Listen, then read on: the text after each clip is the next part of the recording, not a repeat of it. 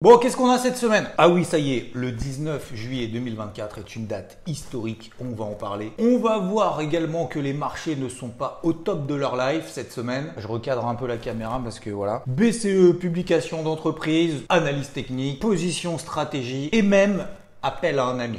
J'espère que ça passera parce que je vais tenter un truc. On est là, t'es peut-être en vacances. Eh ben nous, on l'est pas. Allez, c'est parti pour le débrief hebdo de ce 19, 20...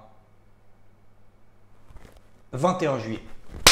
L'informatique fonctionne à nouveau. Énorme panne informatique le vendredi 19 juillet qui a affecté énormément de systèmes informatiques au point que si tu as voulu partir en vacances vendredi, eh ben c'était un mauvais choix. C'est bien fait pour vous parce que vous partez en vacances et nous on continue à bosser. Alors oui, vendredi matin, certaines entreprises, puisque les particuliers n'étaient pas trop affectés, t'allumais ton ordinateur et puis il te met un espèce de gros fuck, pour ne pas dire un écran bleu. Et alors là, ça y est, maintenant qu'on parle d'intelligence artificielle, que les robots vont prendre le dessus sur l'humain. Eh ben non, ça va pas se passer comme ça en fait. C'est le système Microsoft, donc autant te dire que Apple, macOS ou tout n'était pas concerné, à cause d'une mise à jour défectueuse d'un logiciel de la société américaine Counter-Strike. It's done. It's certainly done.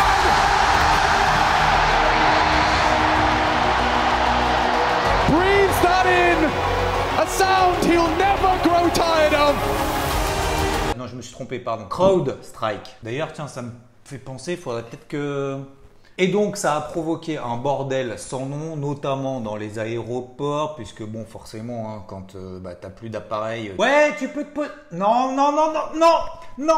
Forcément, les avions décollent pas. Sachant qu'en plus, ça a duré 3 heures, entre 8 heures et 11 heures, le temps de se mater un bon Netflix. Et d'ailleurs, ça tombe bien puisqu'on va en parler de Netflix qui a publié. On a même certaines bourses, notamment à Londres, qui n'ont pas pu coter, un bordel absolu. Et pire que ça, et là plus sérieusement, ça a impacté notamment aussi les hôpitaux. Et c'est partout dans le monde, que ça soit en Australie, en Inde, en France. Et il y a même d'ailleurs, si ça t'intéresse, une page Wikipédia qui a été créée pour cet événement. Et là, j'ai pu lire quelques news, ça me fait quand même doucement rire toutes ces news en disant « Oh là là, ça a affecté le CAC 40 parce qu'il y a plein d'entreprises qui ont été affectées ».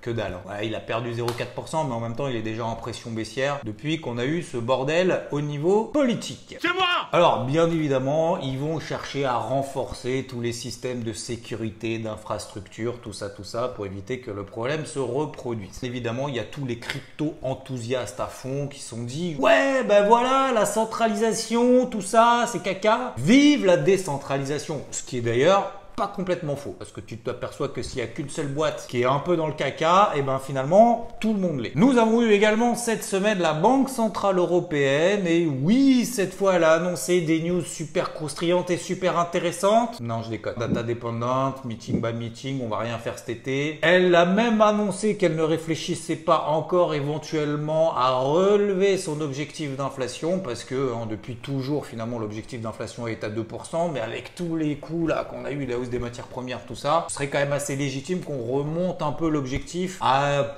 2,3, 2,5%. Mais non. Après, éventuellement, poser la question des dot plots. Tu sais, en fait, ce sont chaque membre d'une banque centrale qui estime à quel niveau seront les taux d'intérêt d'ici à 3 mois, 6 mois, 1 an, 5 ans. Ce qui d'ailleurs avait permis, tu te souviens, en début d'année, je t'avais dit qu'il y avait un décalage énorme entre les dot plots aux États-Unis, donc les membres du FOMC qui estimaient qu'en fait, il y aurait entre 2-3 baisses des taux d'ici cette année, et le marché, lui, il était parti mis en tête, bam, il y aura entre 6 et 7 baisses des taux cette année. Et en fait, le marché s'est complètement gouré. D'ailleurs, aujourd'hui, le marché anticipe toujours entre 2 et 3 baisses des taux de la Fed d'ici la fin de l'année. Bref, pour revenir à la Banque Centrale Européenne, elle a dit non, mais les dot plots, en fait, ça sert à rien, on va pas le faire. Pense est une mauvaise idée de ne pas le faire. Donc Christine, si tu m'entends, réfléchis-y quand même. Direction la Chine avec la croissance qui est mollassonne. Alors tu me diras, elle a toujours une croissance de 4,7%, ce qui est quand même pas mal. Ça, c'est pour le deuxième trimestre 2024. Mais le problème, c'est que les ventes au détail, c'est quand même très mollasson puisqu'on revient au même niveau qu'en décembre 2022. Donc la croissance diminue. Et du coup, l'impact, c'est que la Chine, qui est quand même un gros consommateur de cuivre, le cuivre qui a explosé, et ben forcément, du coup, avec ces nouvelles en disant, voilà, si la croissance baisse, moins de consommation, donc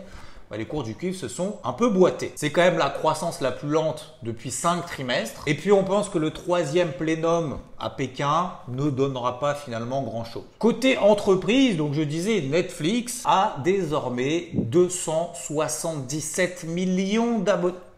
Ouais, c'est ça, 277 millions d'abonnés. Ouais. Ils ont gagné 8 millions de nouveaux abonnés au 2e trimestre. Ça lui permet de dépasser les attentes. En termes de revenus, on est quasiment à 10 milliards de dollars, ce qui lui permet d'avoir un bénéfice de 2,15 milliards de dollars. Bénéfice net. Et puis, vu qu'on parle du nombre d'abonnés, Netflix s'est dit, ouais, le nombre d'abonnés c'est bien, mais il y a des gars, comme par exemple Xav, qui est abonné, mais qui regarde jamais. Donc, ce qui va être plus important, à partir de 2025, elle ne va pas publier son nombre d'abonnés, mais le temps consacré par chacun des utilisateurs, des abonnés, à regarder son contenu. Et puis, nous avons eu également Sopra Steria et Sartorius qui ont publié et ils ont lancé ce qu'on appelle des profit warnings, des révisions à la baisse de leurs prévisions et ça c'est pas bon. Là le marché il aime pas du tout. Non. Donc on a Sopra Steria qui a révisé à la baisse son objectif de croissance organique, climat d'incertitude en France, ça merci on a l'info, et les clients hésitent. Donc du coup on commence à sentir un peu le vent tourner. Et Sartorius pareil, objectif financier abaissé pour 2024. Entre la politique de déstockage des clients et leur frilosité à investir, ça pique un peu. Résultat net, il est tombé à 104 millions d'euros. On était à 244 millions d'euros l'année dernière. C'est pas ouf. Sinon, on a également ASML, et là on parle de semi-conducteurs, qui a vu son bénéfice net reculer 2,8 milliards d'euros. On était quasiment à 4 milliards d'euros l'année dernière. Vente nette de systèmes en baisse, et là-dedans on a les États-Unis qui mettent la pression pour limiter l'accès de la Chine aux technologies de pointe en semi-conducteurs. Du coup, alors ça perturbe un peu globalement les marchés qui étaient quand même déjà un peu topiches, et du coup ça provoque une hausse de la volatilité qu'on remarque avec l'indice VIX, le fameux indice de la peur qu'on a, ce qui nous permet d'avoir un petit retour de la volatilité, ce qui n'est pas pour nous déplaire lorsqu'on fait notamment du trading. Et ça tombe bien parce que là du coup je suis en position sur le SP500, mais ça j'en parlerai après. Et en attendant, on a eu un espèce de vase communicant entre justement les grosses capitalisations qui avaient explosé avec des Nvidia, Microsoft, Google, Meta, tous ces grosses là. On se dit bon, peut-être qu'en termes de valorisation on est pas mal. Du coup on largue un peu ça et on va prendre des petites capitalisations au travers du Russell 2000, ce qui représente en fait les petites capitalisations aux États-Unis. Je vais pas vous mentir, ça m'arrange pas de ouf puisque j'étais plutôt en position vente, mais ça j'en parlerai juste après. Puisqu'encore une fois, je vous partage tout ce que je fais avant, pendant, après, que ça se passe bien, que ça se passe mal, parce que c'est la réalité du terrain. Je vous propose donc maintenant direction les graphiques. On part toujours des unités de temps longues et notamment du weekly. Allez, commençons tout de suite par les indices américains. Oui, ça continue à progresser. On a toujours un indice fort, notamment le SP500 et également le Nasdaq qui reste dans des dynamiques haussières. Mais vous voyez que cette semaine, notamment le Nasdaq perd un peu moins de 3%, ce qui n'est pas grand-chose en soi, mais ça montre quand même que les indices plafonnent, en tout cas pour cette semaine. C'est également un peu la même chose sur l'indice Dow Jones qui certes a progressé sur la semaine, mais on voit ici cette énorme mèche haussière qu'on a à proximité de la borne haute de ce canal ascendant qui est plutôt une zone de vente, non pas une zone d'achat. Certes, on est toujours dans une dynamique positive et il vaut mieux acheter les replis plutôt que de vendre les rebonds parce que c'est ce qui fonctionne et à chaque fois, alors j'allais dire on fait des nouveaux plus hauts, mais là vous voyez qu'on a fait un nouveau plus haut à 40 000. Tout le monde s'est excité en disant ça y est, c'est 40 000, c'est une nouvelle ATH et tout. Derrière, le Dow Jones a perdu 2000 points. Donc il a repris les 2000 points, il en a même pris 3000. Et vous voyez que dès qu'on arrive proche de la borne haute de ce canal ascendant, on a toujours des tendances haussières qui sont quand même relativement limitées. C'est aussi la même chose par exemple sur l'indice Nikkei, l'indice japonais ici. On arrive proche de la borne haute de ce canal ascendant, même si on fait des nouveaux records 2024. Et derrière, vous voyez que cette semaine, il a perdu quand même un peu plus de 3%. On a également, par exemple, sur le Russell 2000, on s'est extrait par le haut de cette zone de résistance des 2100 que je vendais depuis le début de l'année, qui a très bien fonctionné d'ailleurs depuis le début de l'année, parce que je l'avais vendu sur les 2060-2100 dès d'ailleurs la fin de l'année dernière, le 29 décembre très exactement. Pour l'accompagner jusqu'à 1910, j'ai recommencé ici, j'ai racheté ici, j'ai recommencé ici, j'ai racheté ici et j'ai recommencé à le vendre ici. Et puis derrière, je me suis fait un petit peu avoir, j'y reviendrai un peu plus en détail tout à l'heure. Mais globalement, en fait, ce qu'on a, sur les indices au sens large. On a cette reprise notamment de l'indice VIX, l'indice de la peur, qui est en train de repartir, je le disais tout à l'heure. Ce qui montre que y a un peu plus de risques, en tout cas anticipés par les opérateurs.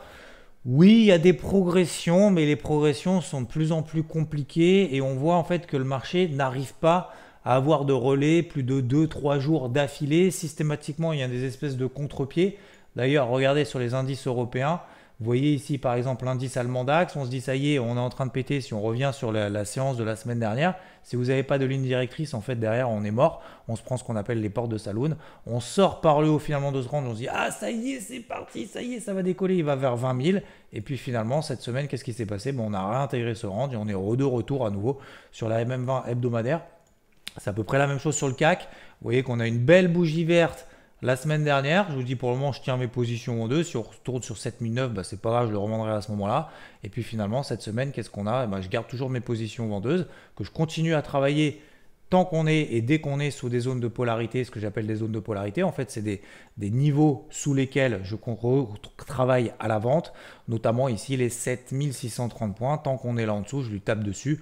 Et vous voyez finalement que le CAC a quand même beaucoup de mal. Donc, il faut vraiment rester focus et ne pas se faire avoir par ce qu'on appelle notamment les portes de saloon. Donc, si on rentre un petit peu plus dans le détail, je suis sur le CAC, restons sur le CAC. Le CAC reste toujours dans une tendance qui est baissière sur MM50, MM20 daily ici qui est complètement plate. 7630, c'est ma zone de polarité. Tant qu'on est là en dessous, je continue à le travailler à la vente. J'ai toujours des objectifs relativement ambitieux sur le CAC. Oui, on tient la MM50 weekly autour des 7003, puis les 6800 points, ce sont des gros niveaux. Et à partir de là, effectivement, ça m'intéresserait. Avec tout le bazar un peu politique qu'on a en France et notamment tout l'endettement où il va falloir se poser la question à un moment donné, comment est-ce qu'on va faire pour s'en sortir? J'estime qu'en termes de valorisation et surtout en termes de tendance, en fait, si on reste vraiment focus là-dessus, pour le moment, on est toujours dans une tendance baissière. Et je vous rappelle, quand on a des phases de consolidation latérale, plus de chances d'en sortir dans le sens de la tendance précédente que l'inverse. Donc, je garde pour le moment ce scénario prioritaire et privilégié.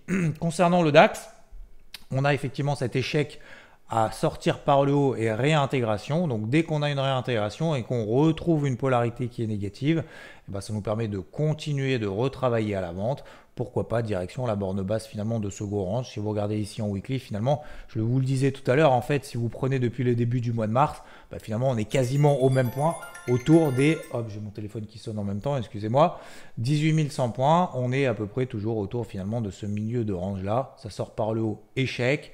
On a l'impression que tout va s'effondrer, puis finalement ça repart et ça retombe. Donc attention vraiment à ces portes de saloon qui sont toujours présentes. Concernant les indices américains, alors ça y est, pour la première fois depuis maintenant des semaines, je retravaille à la vente en intra-swing le SP500. Je vous ai dit depuis tous les jours, même dans les morning mood et même sur IVT, le SP500, le Nasdaq, les indices les plus forts, si vous avez une casquette verte, c'est effectivement celui-là à privilégier. Aujourd'hui, j'ai une casquette rouge également sur le SP500 à nouveau. C'est la première fois, encore une fois, depuis des semaines. Pourquoi? Tout simplement parce que le SP500 vient d'enfoncer notamment sa MM20 en données 4 heures. On est passé en dessous. On a rompu une zone de polarité qui, à la base, pour moi, était sur les 5610, 5600. J'ai toujours une position à la vente sur les, je vous la donne, 5595. Au moment où je tourne la vidéo, je suis donc encore en position. Le SP500 est encore en train de coter. Et je renforce et je travaille à la vente le SP500 dès que j'ai des signaux baissiers, d'accord, sous une zone de polarité que j'ai baissé désormais à 5580. Donc tant qu'on est là en dessous, j'estime qu'on est toujours dans une pression vendeuse. Si on repasse là au-dessus, je clôturerai mes positions, soit en gain, soit en perte, peu importe, ça dépendra lesquelles. Je travaille en tout cas pour le moment dans cette ligne directrice tant qu'on est sous les 5580 parce qu'il y a effectivement peut-être un petit plafonnement aussi des valeurs techno. Comme par exemple Nvidia qui a un peu du mal, qui est revenu sur sa MM5. Alors c'est pas grave encore, franchement c'est rien du tout. C'est vraiment rien du tout ce qui est en train de se passer. On est simplement en consolidation latérale. Mais du coup, ça nous donne effectivement des indices globalement qui sont plutôt en train de plafonner. Je prends par exemple Tesla qui m'a gratifié justement d'un très bel objectif où j'ai allégé une partie de position. Je vous avais dit que je payais justement cette zone des 160, 180. Derrière, l'action Tesla a explosé et a pris 50%, un petit peu plus. Donc j'ai allégé, j'en ai profité pour alléger un petit peu. Mais vous voyez ici d'autres entreprises comme par exemple ici Google. On a également donc Alphabet, Meta. Ici, voilà, qui est en train un peu de plafonner. Il n'y a rien de dramatique, il n'y a vraiment rien de dramatique, mais on sent quand même que le marché a besoin un peu de plafonner, de consolider un petit peu pour pouvoir, pourquoi pas, repartir de l'avant un petit peu plus tard. Concernant l'indice Nikkei, on est dans une polarité qui est clairement maintenant négative, depuis qu'on a enfoncé les 41 000 points sous la MM20 Daily. On peut retourner pourquoi pas sur les 38 007, 38 006. L'indice Dow Jones qui est en train de réintégrer également la borne haute de ce gros canal weekly qu'on a vu juste précédemment. Vous voyez, même si on en est sorti par le haut, on a quand même des contre-pieds assez violents. Donc là aussi, on a une polarité qui est à nouveau négative. Casquette rouge sous les 40 800. Si on arrive à récupérer cette zone-là, on enlève la casquette rouge et on mettra une casquette verte éventuellement. Concernant d'autres indices, je crois qu'on a fait à peu près le tour. Le Nasdaq, vous voyez qu'on arrive proche de la MM50 Daily, donc encore une fois, cette phase de consolidation n'est pas grave en soi. Si on commence à s'installer sous la MM50 Daily, comme on l'avait fait d'ailleurs en début d'année ici, hop, je vais prendre mon petit pinceau. On l'avait fait ici, d'accord. Derrière, on peut avoir une correction un petit peu plus profonde, mais pour le moment, on n'en est pas là. Donc pour le moment, on est simplement en fait en phase de consolidation latérale dans une tendance qui reste particulièrement haussière un petit peu partout. C'est moins le cas sur le CAC, qui est toujours un indice très faible.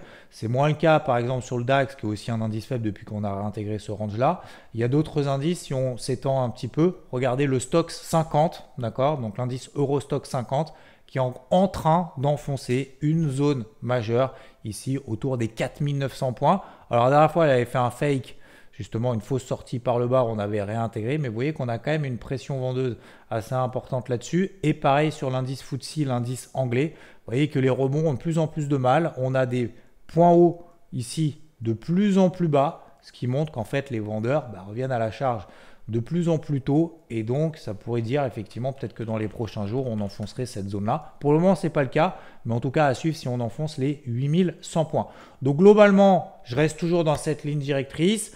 J'essaye de travailler parce qu'encore une fois, c'est vrai que même si on a un pic de volatilité globale sur les indices, on n'a pas de relais en fait de 3 jours d'affilée. Ça baisse, ça remonte, ça remonte, ça rebaisse. Donc il faut être quand même assez réactif en cette période justement de trading et un peu d'incertitude globale. On a même les cours de l'or, vous voyez, qui ont échoué là-haut. Le taux à 10 ans aux États-Unis qui est en train de surprendre un petit peu, mais il n'y a vraiment pas grand-chose. Le dollar américain également qui est en train de surprendre un petit peu. L'euro-dollar qui a rejoint les 1,09, mais tout de suite derrière, il se replie. Donc attention vraiment à ces portes de saloon. Essayez en fait tout simplement, je pense qu'il faut vraiment garder une ligne directrice et charbonner quand le marché nous donne raison et se mettre un petit peu en retrait quand le marché nous donne tort. Je vous donne un exemple très concret, par exemple le Russell 2000. Pour revenir un peu dans les détails, j'ai vendu ici, j'ai racheté ici, j'ai revendu ici, j'ai racheté ici, j'ai revendu ici, j'ai racheté ici, ici j'étais vendeur et puis derrière il est parti. Donc tout de suite le marché me donne tort, je coupe la moitié de ma position minimum. L'autre moitié, je ne suis pas vraiment très pressé parce qu'encore une fois, j'estime que ce mouvement-là, il peut se replier au cours des prochains jours. Donc pour le moment, j'ai gardé 50% de mon exposition parce que je veux garder justement cette ligne directrice, mais tout en acceptant le fait que le marché, cette fois-ci, me donne tort. J'ai eu raison pendant 6 mois. Cette fois-ci, sur le dernier trade que j'ai pris, il me donne tort. Donc, j'ai pris la moitié de ma perte. Mais j'estime que si jamais on a eu ici un fake move, ce qui n'est quand même pas impossible, et qu'on réintègre cette zone des 2100 points, ça me permettra justement de retravailler à la vente et de me réexposer à nouveau. C'est ce que j'avais fait exactement d'ailleurs sur le CAC, vous vous souvenez? Hop, ici, si je reprends ici le CAC 40, je l'avais vendu. Hop, je vais me mettre en daily, on verra mieux. Je l'avais vendu cette zone des 7006, racheté 7003, revendu là. Et puis là, le marché m'a donné tort. J'ai coupé 2 tiers de mon exposition. J'ai gardé un tiers, ça a végété parce que je restais dans cette ligne directrice plutôt vendeuse, proche de la borne haute de cet énorme canal ascendant qui vient depuis 2009, 2008, même 2010, 2008-2010 ici. Donc j'estime qu'on est plutôt dans un timing vendeur. Mais le marché me donne techniquement tort. Donc, je suis obligé d'accepter ça. J'allège 2 tiers de ma position en perte. Je garde 1 tiers pour garder justement cette ligne directrice. Par contre, je ne renforcerai qu'à quel moment? Uniquement quand le marché me donne raison. Donc, c'est-à-dire à quel moment est-ce que le marché me donne des éléments qui vont dans mon sens, notamment techniques. Si on passe ici, si on échoue à nouveau sur les 8200, là, j'ai rien fait. Tout là, j'ai rien fait, j'ai attendu. Et là, je me suis dit, tiens, on peut peut-être faire effectivement ici un nouvel échec sur les 8002. Si on passe sous les 8180, je réaugmente mon exposition. Donc, qu'est-ce qui s'est passé? J'ai réaugmenté mon exposition, je l'ai allégé ici et je l'ai réaugmenté ici de 2 tiers. Donc, je suis repassé à 100% d'exposition vendeuse, Ce qui m'a permis derrière de racheter à nouveau un tiers. Et je suis encore 2 tiers en exposition vendeuse. Plus le tiers justement qui me reste et sur lequel je peux garder la main et je peux faire des opérations. Et ben je le travaille à la vente sous ma zone des polarités des 7630. En fait, ça me donne 2 tiers d'exposition vendeuse swing que je garde pour viser 7003, 6800 et un tiers que je peux travailler justement quand le marché fait ça. Vous voyez ce que je veux dire? Et c'est exactement la même chose, mais je vais vous en parler juste après, notamment sur le marché des crypto-monnaies. Donc, globalement, sur les marchés traditionnels, je garde cette casquette rouge. Je retravaille à nouveau à la vente en intra-swing le SP500, sauf s'il repasse au-dessus des 5580. D'accord? Pareil sur l'indice Nasdaq, tant qu'il reste grosso modo sous les 20 000, plutôt une casquette rouge en travaillant plutôt à la vente. Le CAC, ça n'a absolument pas bougé. Le DAX, réintégration de range, on peut retravailler à la vente de manière un petit peu plus active parce qu'il nous donne à nouveau des signaux plutôt négatifs. Et pour le reste, eh ben, il faut le faire justement de manière individuelle. Par exemple, le Nikkei, hop, redonne des signaux de faiblesse. Pourquoi pas effectivement le travailler à la vente sous la MM20 daily par exemple.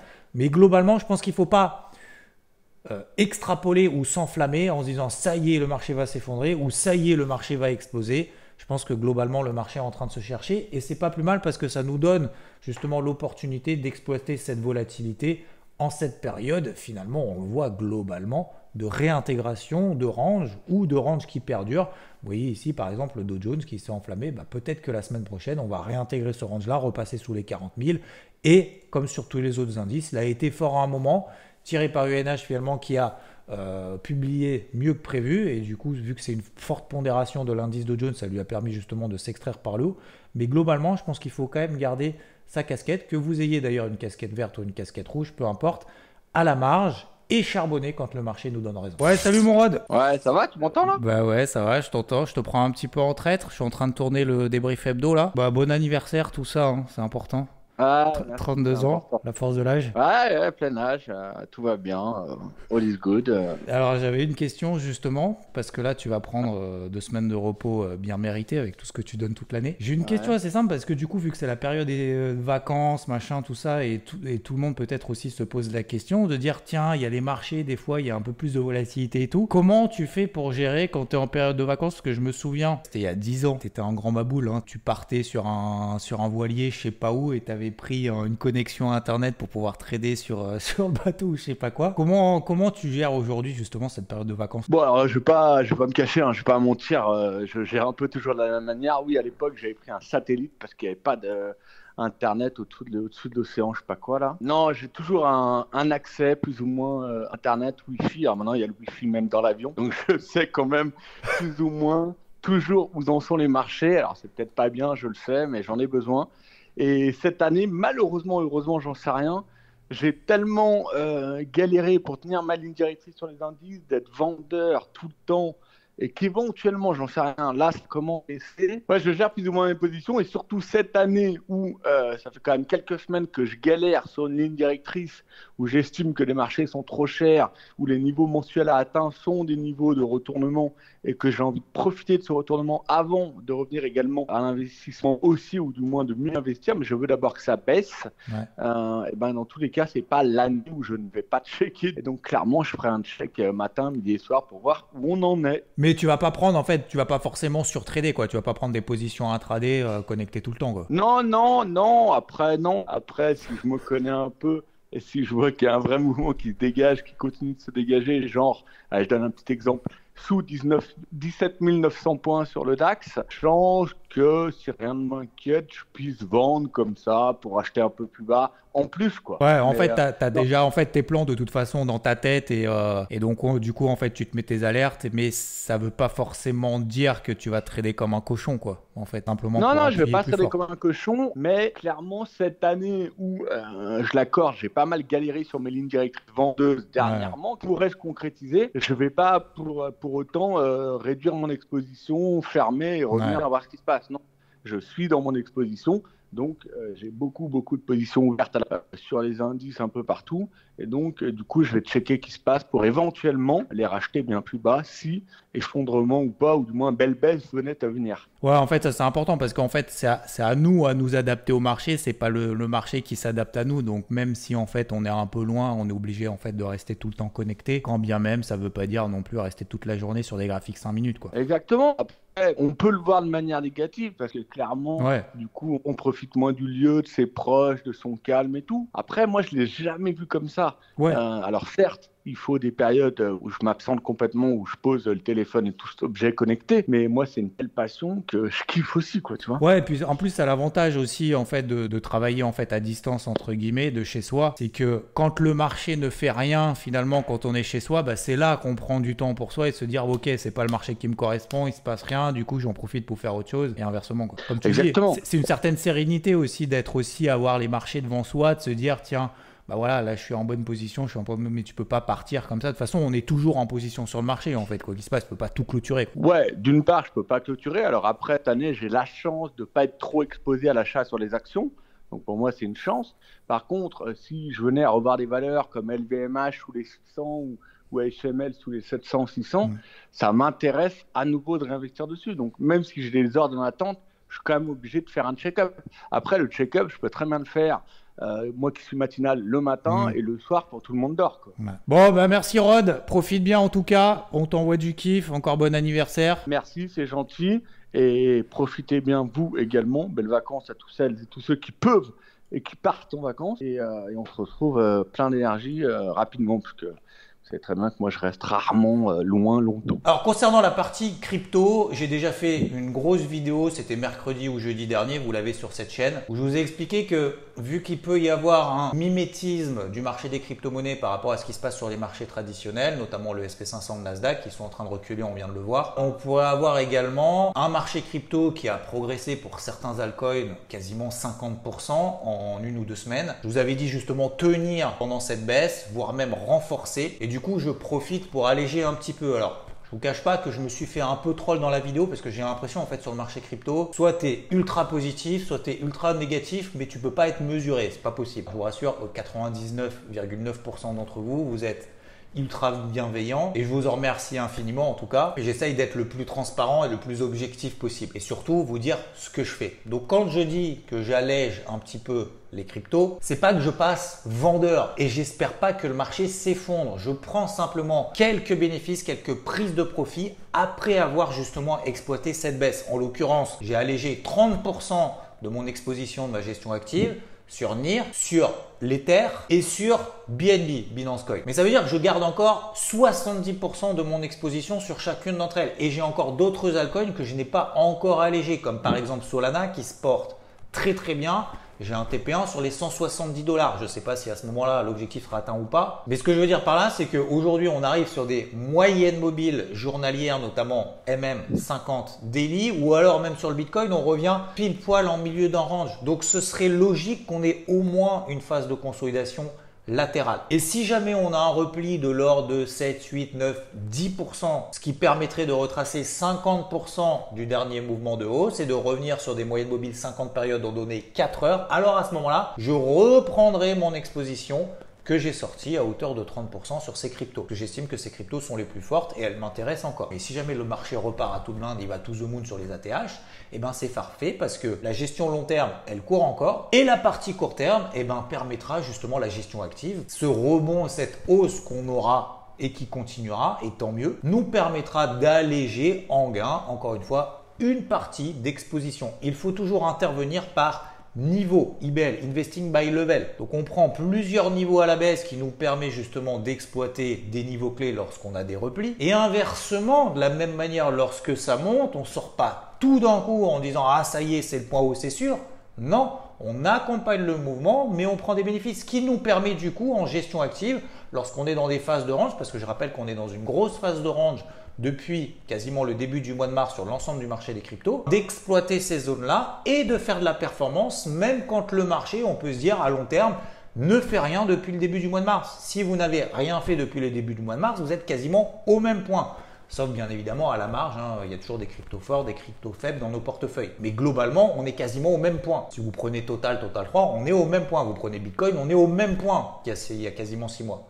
Ouais, donc j'exagère un peu. Début mars, on est au mois de juillet, on n'est pas 6 mois. Donc du coup, si j'allège un petit peu, c'est pour pouvoir à nouveau continuer, me permettre de garder la main sur mon trading et à nouveau retravailler à l'achat sur repli. Voilà, vous avez tous les détails dans la vidéo précédente. Et avant de vous souhaiter de bonnes vacances, je ferai probablement pas de débrief hebdo ces prochaines semaines, mais ce que je vais faire, c'est que je ferai peut-être des petites vidéos comme ça à la marge, 3, 4, 5 minutes de temps en temps pour qu'on se tienne au courant de ce qui se passe sur le marché. Mais je voulais faire aussi une annonce importante parce que vous m'envoyez tous cette vidéo en disant que ce gars-là ressemble à moi, on a l'impression que c'est moi. Là aujourd'hui j'achète des actions, c'est vendredi donc c'est investissement.